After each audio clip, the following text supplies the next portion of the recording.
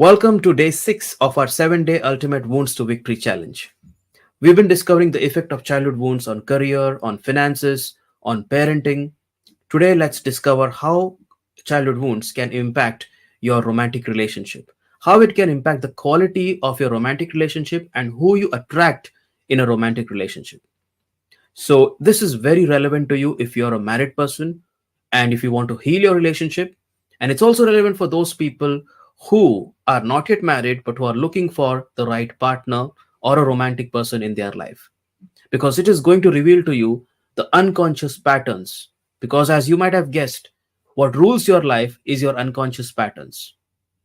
Now, coming to our today's topic, you will understand this very well. You'll understand the effect very well if you master what I call as the third truth of the unconscious mind.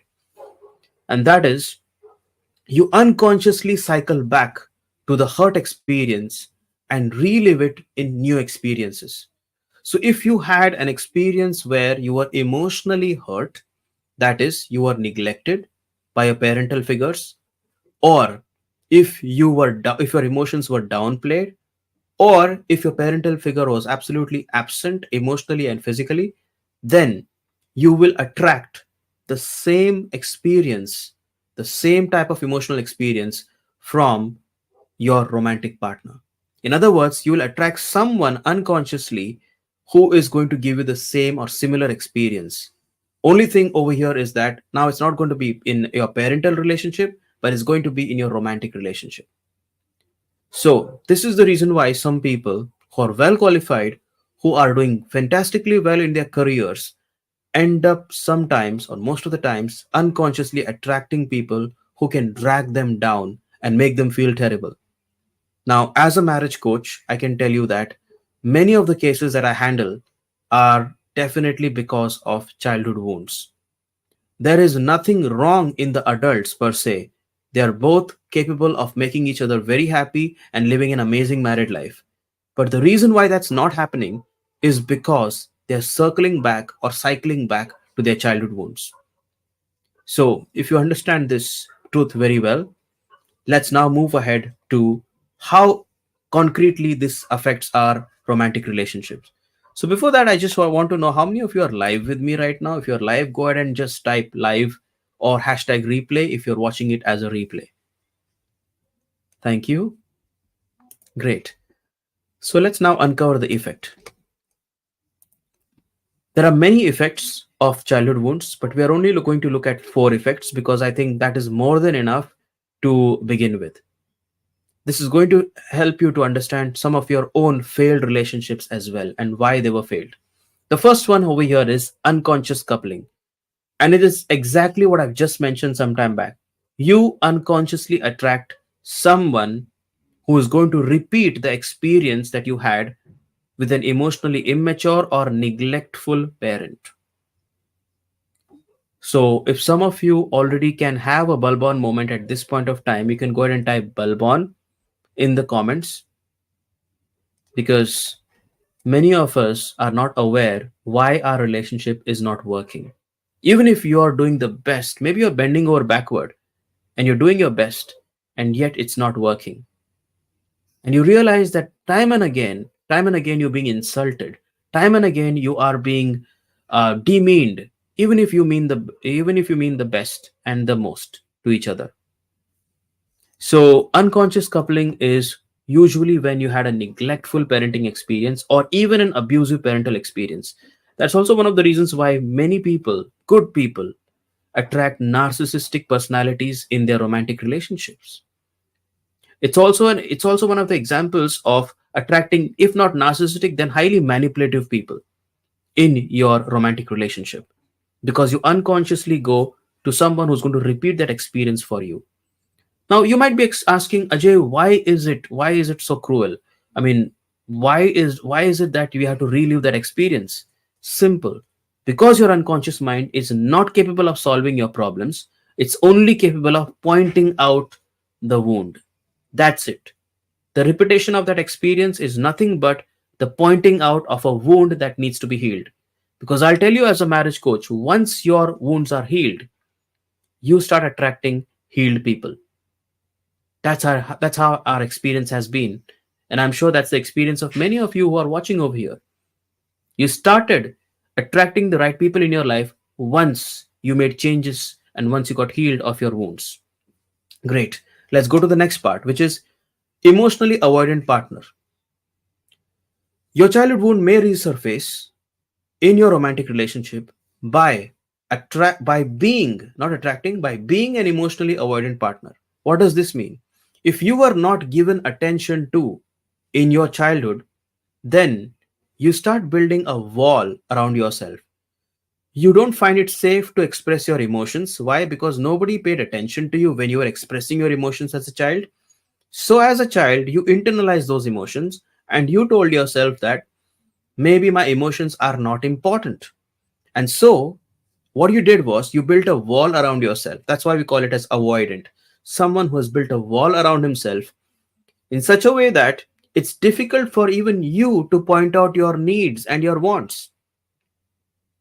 If this is coming as a bulb-on moment for you, go ahead and type BO in the comments.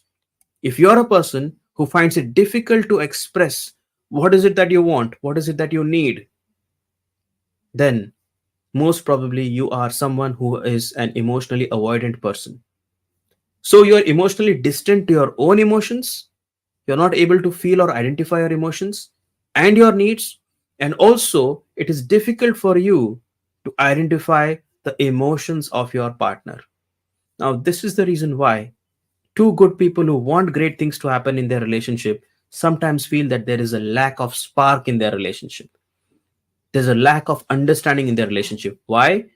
Because of this childhood wound, which is kind of a blinder or a block for you to express and to accept the emotion of the other person.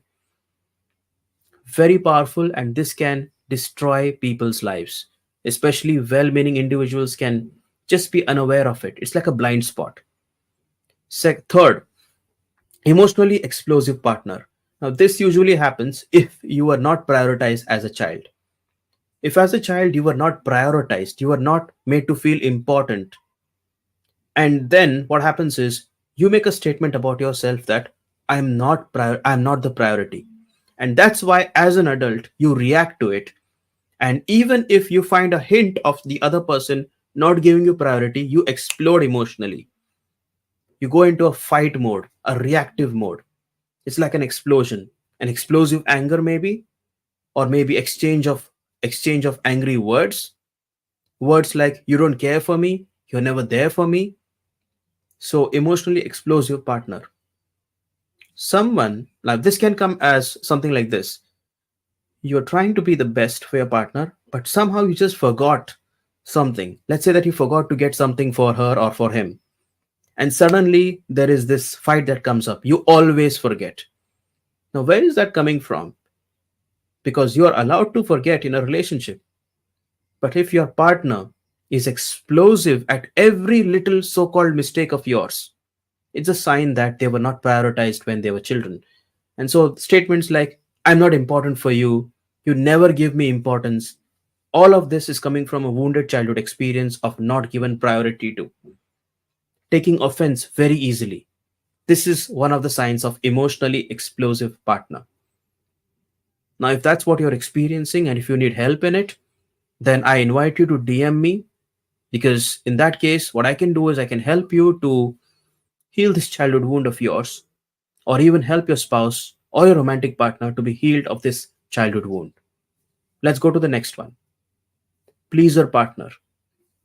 This usually happens if in your childhood you were the adult for your parent. If your parents, one of your parents or both, actually treated you like an adult, took your advices, or gave you too many responsibilities, you're the elder one, you should do this, or cried on your shoulder and you were too small for it, and you had to be an adult in that relationship. In other words, it was a codependent relationship. Then, as an adult, you will look for a partner whom you can once again do the role reversal. In other words, you will be someone who will be dedicated to pleasing your partner. You do not want conflict, you do not like conflicts, and you do not want ever to be in a conflicting position. So what do? You always please them. You bend over backwards and you do everything for this person. So if you can see anything in your romantic relationship, if you can see any of these wounds, then it's time for you to take up the charge and heal these wounds. Because I always tell people that childhood wounds are like cracks in the building. In the beginning, it may feel that the building can survive, but if they're not tended to, these cracks will grow, and someday the building will come tumbling down. That's what it does to a marriage as well. So go ahead and take ownership. And this is not a blame game. It's not to blame our parents because they did the best they could with what they had. That's right, they did the best they could with what they had. Now it's your turn and my turn as adults to heal those wounds.